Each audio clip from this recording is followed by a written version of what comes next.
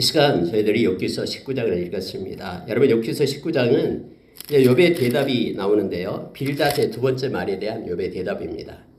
우리가 여러분 전에 옆전에 18장에서 빌닷이 욥에 대해서 했던 얘기가 있었죠. 빌닷의 18장에 있는 내용은 악인에 대한 내용을 그대로 적고 있습니다. 악인의 최후가 이렇게 될 것이다. 비록 현재의 모습은 때로는 악이 형통함이 있어 보이지만 공의롭고 정의로우신 하나님은 하나님의 때에 하나님의 방법으로 심판에 이를 것이다라는 그런 내용들로 18장을 이렇게 채웠습니다. 그러므로 인하여 너의 그 사정을 보니까 하나님이 의미 없이 너에게 지금 그러한 고통을 주고 있는 것이 아니기 때문에 빨리 돌아오라는 하나님의 신호이기 때문에 하나님의 뼈 엎드려 회개하고 돌아오라라는 투로 빌닷이 이렇게 얘기했을 때 욥은 19장에서 대답을 합니다.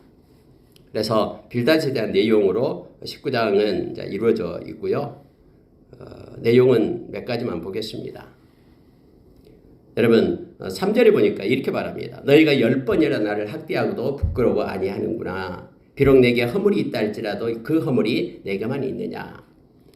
그러니까 친구들이 위로하러 왔는데 위로하기는커녕 이 독화살을 싸가지고 콩팥을 뚫는다라는 식으로 표현을 하고 있죠. 시적인 표현이니까 너무너무 혹독하고 힘들다라는 거예요. 친구들이 위로자가 아니라 오히려 자기들 핍박하는 자로 그렇게 왔다라고 지금 욥이 느끼고 있는 거죠.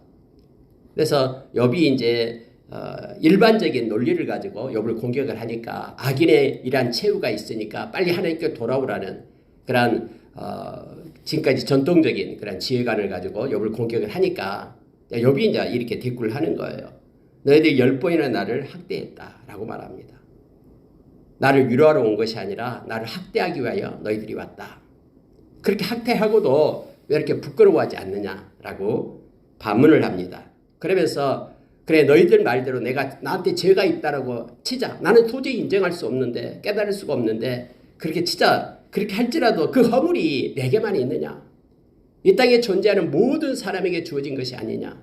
그러면 친구라면은 그렇게 나의 어려운 형편을 보고 위로하고 격려하기는커녕 그 아픈 자리에 다시 또 이 소금을 치고 또 다시 덧찌르고 하는 그런 학대를 너희들이 하고 있다 하면서 욥이 반박을 합니다. 그러면서 이 말을 해요. 특히 여러분 5절을 보십시오.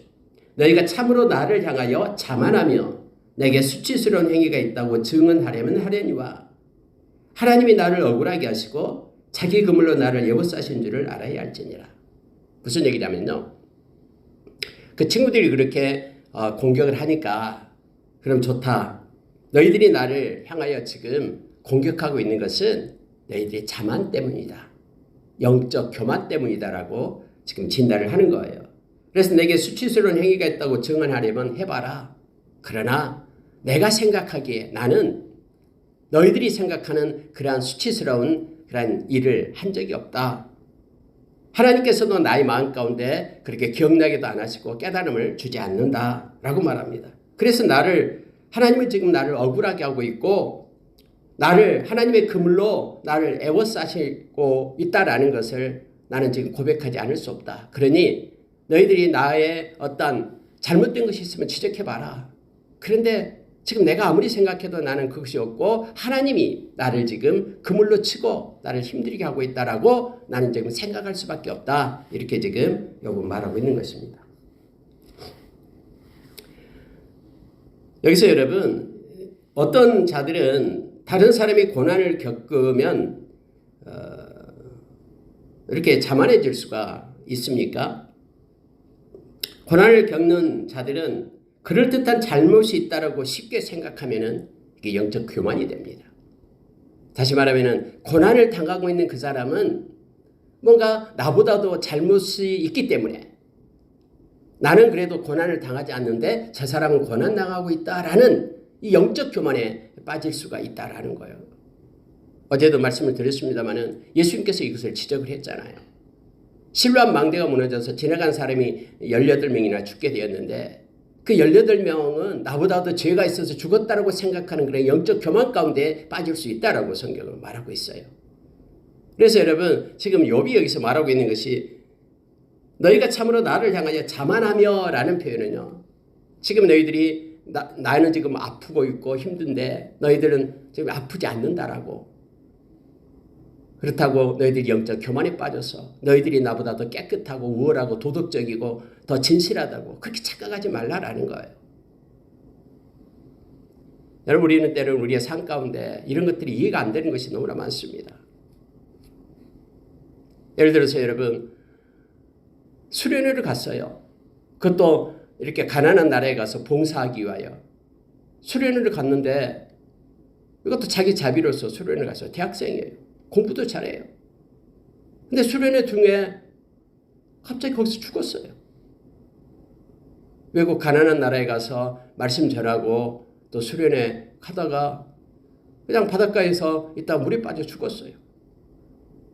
근데 그 어머니 권사님이 이걸 도저히 이해가 안 되는 거예요. 하나님 앞에 해결이 안 되는 거죠. 하나님의 복음 전하기 위하여 그곳에 갔는데 아니 어떻게 하나님이 그럴 수가 있습니까? 놀러 간 것도 아니고 시간을 내어서 하나님 좀 더 하나님께 다가가려고 수련회를 하고 복음 전하러 갔는데 그가 죽고 왔습니다. 이게 여러분 이해가 됩니까? 그래서 여러분 이해가 안 되지만은 하나님 옆에 엎드려 매달리니까 하나님께서 하나님만이 위로해 줘야 되죠. 하나님께 엎드려 기도할 때에 하나님이 그의 마음을 만져주시고 하나님이 음성을 들려주셔서 위로해 주니까 그때서 이해가 되는 거예요. 우리가 이해할 수 없는 것들도 때로 우리 인생사에 일어납니다. 그 아들이 죄가 있어서 그런 게 아니라 또 하나님의 뜻 가운데 있다라는 것을 성경은 우리에게 가르쳐주고 있잖아요. 이 욥을 보면 우리는 깨닫게 되는 거죠. 이미 욥은 하나님께서 자랑하고 너무너무 기뻐한 아들이었잖아요. 근데 지금 욥은 느끼기를 하나님이 나를 때리고 하나님이 나에게 그물을 쳐가지고 마치 물고기인 양 그렇게 잡아서 끌고 고통 가운데 있다고 느끼는 거예요. 하나님 나를 버렸다라고 말하고 있는 거예요 지금. 근데 하나님이 진짜 버렸습니까? 아니잖아요. 하나님의 욥이 너무나 자랑스러워서 욥만큼 그런 자가 있느냐라고 하나님이 그렇게 원한 거죠. 그래서 우리는 삶을 통해서 상황을 통해서 하나님을 볼 때에 하나님을 잘못 볼 수가 있어요. 하나님이 정말로 나를 사랑하지 않는가 봐. 지금 욥이 지금 그 상태에 있는 거잖아요.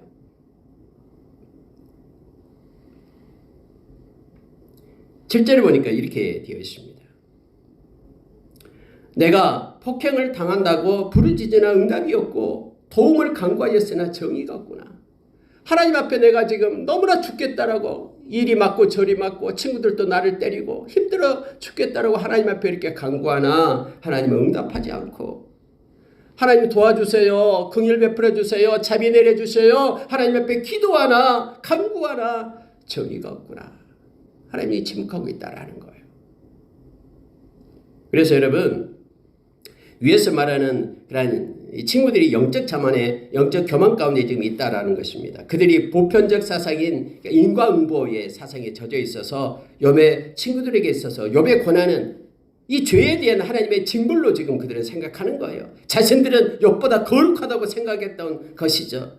그들은 욥에게 임한 이 재난의 죄 때문에 이 재난이 바로 죄 때문, 다른 것 때문이 아니다라고 지금 계속해서 불화살을 쏘면서 공격하고 있는 것입니다.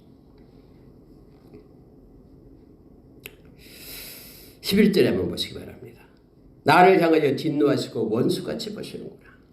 여러분 진짜 하나님이 욥을 원수같이 봤습니까? 아니잖아요. 너무너무 하나님 마음에 기쁨을 줬고 하나님 앞에서 그런 온전한 자였고 정직한 자였고 또 하나님을 경외하는 자였고 악에서 떠난 자였잖아요. 그래서 하나님의 자랑거리가 되었는데 욥은 스스로 생각하기를 이제는 내가 하나님이 나를 원수 취급하는구나 이렇게 생각하는 거예요. 그러니까 상황이 주는 오해입니다. 진짜 하나님이 욥을 그렇게 생각한 거 아니잖아요. 근데 내 상황이 너무너무 힘들고 어려우니까 상황을 보니까 하나님이 나를 원수 취급한다고 느끼는 거죠. 그래서 여러분 우리가요 때로는 조심해야 될 것이 있습니다. 우리가 느끼는 경험하는 걸 가지고 하나님을 바라봐서는 안 돼요. 우리의 지식의 한계예요. 그게 우리의 경험의 한계치예요. 우리는 그래서 뭘 가지고 바라봐야 되냐면은 우리의 지식과 경험을 뛰어넘어 말씀으로 하나님을 바라봐야 돼요. 이 말씀이 말하고 있는 하나님을 그게 진짜의 하나님이에요. 그래서 하나님의 때를 우리가 이해되지 않지만은 말씀을 붙잡고 기다리는 것이 믿음임을. 그래서 믿음이라는 것은 말씀의 눈으로 세상을 보고 사물을 보는 것이 믿음임을 성경 우리에게 가르쳐 줍니다. 곧 이제 하나님께서는 욥에게 나타나서 욥을 위로하고 욥에게 새 힘을 공급해 주실 것입니다. 조금만 인내하고 하나님의 때를 기다리는 자에게 말입니다. 여러분 이제 아버지 이렇게 연결되니까 왜 하나님께서 나에게 진노하시고 원수같이 보냐 그러면은 상황을 보니까 그렇다라는 거예요. 첫째 형제들을 보니까 13절에서 형제들이 나를 멀리 떠나게 하시니 이거 하나님이 하셨다라는 거죠. 그러니까 이 철장의 욥은 하나님의 주권을 인정하는 거예요. 형제들이 나를 떠나게 하는 것도 하나님께서 허락이 했기 때문에 떠난다라는 거죠. 이렇게 떠나게 하시니 이렇게 되어 있죠. 형제들이 알아서 떠난 것이 아니라 하나님께서 이것도 허락이 있었기 때문에 나의 형제들이 나를 미워하고 떠난다라는 거예요. 여러분 하나님의 주권을 인정하는 것은 때로는 큰 우리에게 은혜를 줍니다. 주권을 인정하지 않으면 사람이 미워져요. 근데 하나님의 주권을 인정하면은 그 사람 가운데 역사하시는 하나님을 보기 때문에 하나님의 그러한 뜻이 있어서 하나님이 뭔가 하나님이 행하시기 위해서 그렇다라는 것을 인정하게 되거든요. 그렇지 않고 하나님의 주권을 인정하지 않으면은 나를 힘들게 하고 지치게 하는 것들, 이 원통함이 마음 가운데 있어서 해결이 안 돼요. 욥이 여러분, 아니 다윗이 그의 아들 압살롬이 자기 아버지 죽이겠다고 쫓아왔잖아요. 얼마나 급했으면 맨발로 예루살렘에 떠납니다. 그러면서 울면서 떠나요. 그러니까는 사울 왕가의 그런 가문 베냐민 지파의 시므이가 막 뒤쫓아면서 욕을 하는 거예요. 돌을 던지고 막 먼지를 일으키면서 이 살인자야, 이 저주를 받은 자야 하면서 막 욕을 해요. 쫓아오면서 네가 그렇게 얼마나 큰 죄를 지었기 때문에 네 아들이 너를 죽이러 온다라고 하면서 막 비난을 하는 거예요. 그러니까는 다윗의 그 부하들이 있잖아요. 용장들이 있잖아요. 저 자식을 당장 가서 죽이겠다고 하니까 다윗이 뭐라고 합니까? 놔둬라. 하나님이 허락했기 때문에 나에게 지금 이렇게 저주를 한다. 근데 지금 하나님이 이것을 보고 계신다. 내가 그를 봐줄 때 하나님이 나를 그것 때문에 하나님이 나를 왕위로 다시 회복시킬 것이다. 여러분 다윗은요 뭘 인정했냐면은 하나님의 허락 없이는 나에게 어떤 일도 일어나지 않는다라는 것을 알고 계시는 거예요. 그것 때문에 하나님이 나를 미쁘게 보실 것이다라고 다시 고백을 하는 거예요. 그래서 살려두잖아요. 다음에 또 시므이 이제 다윗이 그 왕위 자리에 올릴 때 시므이가 나와서 또 인사하잖아요. 그때 다윗이 살려줘요. 또 그때는 이제 힘이 있어가 죽일 수도 있잖아요. 네가 그때 나를 저주해 하면서요. 살려줍니다. 이것도 하나님 보고 계신다라는 거예요. 여러분 여기서 13절에 나의 형제들이 나를 멀리 떠나게 하시니 누가 하나님이 하셨다라는 거예요. 나를 아는 모든 사람이 내게 낯선 사람이 되겠구나. 낯선 사람 그림자 취급을 한다라는 거예요. 형제들마저도. 우리가 뭐 삶 가운데 이런 일 많이 있잖아요. 뭔가 힘이 있고 능력이 있고 또 부자가 될 때는 많은 사람들이 또 형제들까지도 친척들까지도 옆에 있지만 가난하게 되고 힘들게 되고 망하게 되면은요 형제들까지도 떠나게 됩니다. 상황이. 또 여러분 친척이 나와요. 14절에 내 친척은 나를 버렸으며 가까운 친지들은 나를 잊었구나. 형이나 뭔가 부도 맞고 힘들게 되고 하면은 그 친척들도 또 자기한테서 구걸할까 봐 이렇게 멀리하고요. 전화도 않고 뭐 그런 일이 뭐 인생의 태반사잖아요. 심지어 15절에 보니까는 여종들, 남종들 그렇게 자기 집에서 머물러 있으면서 그렇게 수발을 들었던 그들마저도 마치 타국 사람처럼 이방인처럼 그렇게 취급한다라는 거예요. 지금 욥이 느끼는 거예요. 지금 욥이 지금 병들어서 힘들고 곧 죽을 때가 될 것 같은 느낌 가운데 있을 때에 지금 말하는 거예요. 형제들도 친척들도 내 집에 사는 여종들도 또 내가 내 종을 불러도 그들은 대답조차 안 해요. 무시하면서. 심지어 17절에 내 아내도 내 숨결을 싫어하며 옆전에 그 아내도 그렇게 얘기했잖아요. 하나님께 욕하고 죽어버려라. 내 허리에 자식들로 나를 가난하게 여기는구나. 뭐 여기서 자식은 다 10명 다 죽었는데 무슨 자식이 있는가 하는데 이게 비유적으로 지금 표현하고 있는 거예요. 이렇게 많은 사람들, 내 주변에 있는 사람들이 나를 홀대하고 이 모든 것들이 하나님께서 내게 그물을 쳐서 준 것이 아니냐라고 지금 요금 말하고 있는 것이죠. 그래서 자기를 공격하는 그 친구들한테 하나님이 나를 억울하게 하셨다. 자기 그물로 나를 여보사신 줄을 너희들이 알아라. 그래서 그들 향해서 말하고 있는 것을 보게 됩니다. 17절 내려가면 이제 친구까지 얘기합니다. 나의 가까운 친구들이 나를 미워하며 내가 사랑하는 사람들이 돌이켜 나의 원수가 되었구나. 아니 너희들마저도 친구다고 하면서 왔는데 나를 지금 힘들게 공격한다라는 거예요.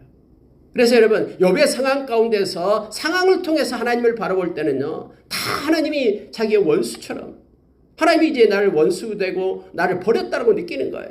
근데 여러분 실제는 그렇지 않다라는 것을 우리는 알고 있죠. 하나님이 너무너무 자랑스럽게 여기고 지금 욥을 응원하고 있는 거예요. 욥아 조금만 더 참으라 하면서 하나님은 지금 욥을 지지하고 있잖아요.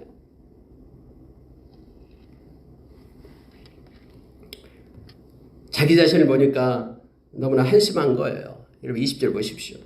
내 피부와 살이 뼈에 붙었고 얼마나 바짝 말랐으면은요. 이 피부병 걸려가도 코끼리 그 피부처럼 돼가지고 이 피부하고 살도 없어지고 빠지고 이 피부가 뼈에 딱 달라붙었다라고 얘기합니다. 남은 것은 겨우 잇몸뿐이로구나 라고 말하고 있습니다. 그러면서 이제 친구들한테 그 구걸을 합니다. 그게 21절이에요. 나의 친구야 너희는 나를 불쌍히 여겨다. 나를 불쌍히 여겨다오. 하나님의 손이 나를 치셨다. 하나님이 허락하지 않으면 이런 일은 없는데 이렇게 했다. 하나님께 아무리 물어도 대답하지 않는다. 그러니 너희는 나를 제발 불쌍히 여겨주라. 나를 공격하지 말고 이렇게 말합니다. 특히 이 말을 해요. 22절. 이것이 중요한 건데 이게 영적인 교만이거든요. 22절 보십시오. 너희가 어찌하여 하나님처럼 나를 박해하느냐. 내 살로도 부족하나. 지금 내 이 몰골을 보면서 이걸로도 부족하냐. 마치 너희들의 말 들으면 너희들이 마치 하나님과 같구나. 하나님처럼 나를 공격하는구나. 다음에 여러분 이 친구들한테 하나님이 이렇게 명령을 하잖아요.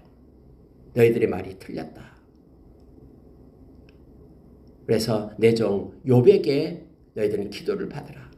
욥이 너희들의 죄를 용서하지 않으면 나도 용서하지 않겠다. 말씀하시잖아요. 그래서 욥이 그들을 위하여 기도하게 될 때 하나님이 그들을 위한 심판과 책망이 풀려지게 되죠. 우리는 때로는 착각해요. 특히 목회자들도 그렇습니다. 마치 하나님처럼 그렇게 대하는 이들이 있어요. 그건 잘못된 겁니다. 영적인 교만에 빠지면은 조금 뭔가 알고 있다고 그 우월감 때문에 붙잡히게 돼요. 그래서 교만이 무서운 거예요. 교만은요, 기도하지 않게 합니다. 자기가 최고라고 생각해요. 자기가 자기 인생을 넉넉히 아름답게 이끌 수 있다고 착각해요. 자기가 넉넉히 하나님께 기도하지 않고도 세상의 악한 자를 이길 수 있고 그렇게 설 수 있다고 착각합니다.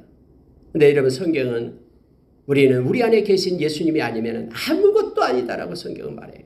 주님을 떠나서는 우리는 아무것도 할 수 없는 존재임을 성경이 말해요. 우리는 질그릇이에요. 우리 안에 보배를 가졌기 때문에 우리가 존귀한 자가 된 거예요. 예수님이 우리 가운데 없다 그러면 우리는 죄인에 불과해요. 영원히 멸망받을 죄인입니다. 예수의 생명, 예수님이 우리 안에 계시기 때문에 우리가 존귀한 자로 하나님의 자녀로 있는 것입니다. 늘 그래서 우리는 겸손함으로 나는 죽고 내 안에 그리스도가 사는 것이 그게 믿는 자의 모습, 믿음의 모습임을 갈라디아서 2장 20절에서 우리에게 가르쳐 줍니다. 이 말씀 보고 마치겠습니다. 25절 보면은 내가 알기에는 나의 대속자가 살아계시니 마침내 그가 땅 위에 서실 것이라. 내 가죽이 벗김을 당한 뒤에도 내가 육체 밖에서 하나님을 보리라. 이것이 욥의 신앙입니다. 욥은 그렇게 말합니다. 내가 알고 있다. 지금은 침묵하고 있지만은 나의 이 모든 것을 알고 계시는 나의 대속자가 있다라고 말합니다. 나의 대속자가 살아계시니 마침내 그가 땅 위에 서실 것이다 해서 욥은 그렇게 바라보고 있는 거예요. 지금은 이렇게 고통스럽고 내가 그래서 한탄하고 있지만은 마침내 나의 대속자가 땅에 서서 나를 대신 변론해주고 나를 지켜줄 것이다라고 말하고 있습니다. 내가 설사 이 땅에서 죽는다 해도 나의 가죽이 벗김을 당한 뒤에도 이 말은 내가 이 세상에 생명이 끊어진다고 해도 내가 육체 밖에서 나는 하나님을 볼 것이다. 나는 하나님을 경외하는 자이기 때문에 하면서 자기의 신앙을 드러내고 있음을 보게 됩니다. 여러분, 신약시대에는 저와 여러분에게 진짜 대속자가 계시죠. 구약에는 하나님의 비밀로 감춰져 있다가 하나님이신 예수님이 이 땅에 오심으로 인하여 우리의 대속자가 되어 주셨습니다. 그리고 우리는 예수 안에 있기 때문에 악한 자의 모든 그러한 참소도 우리 주님이 다 막아내시고 우리 주님이 중재하셔서 하나님 앞에서 저와 여러분을 대속해 주시고 하나님께서 우리가 하나님의 자녀임을 증거해 주는 중보자 되신 우리 주님을 우리는 알고 있습니다. 저와 여러분은 얼마나 이 말씀을 읽을 때마다 기쁨이 있는지 모릅니다. 자, 27절 보십시오. 내가 그를 보리니 내 눈으로 그를 보기를 낯선 사람처럼 하지 않을 것이라. 내 마음이 초조하구나. 해서 결국 인생의 끝자락에서 나는 나의 대속자를 만날 것이고 육체가 벗겨질 때에 가죽이 벗겨질 때에 이제 나는 나의 하나님을 보게 될 것이다. 그런데 내가 그를 만날 때에 내가 그를 보게 될 것인데 낯선 사람처럼 하지 않을 것이다. 왜냐하면 앞에 있는 나의 형제들도 친척들도 나의 종들도 나의 아내도 어린아이들도 가까운 친구들도 마치 낯선 사람처럼 나를 대했지만은 하나님이 나의 보증자가 되어주시고 하나님을 내가 만날 때에 하나님은 나를 친밀함으로 맞이할 것이다. 이 말을 친구들한테 하고 있으면 보게 됩니다. 말씀 마치겠습니다.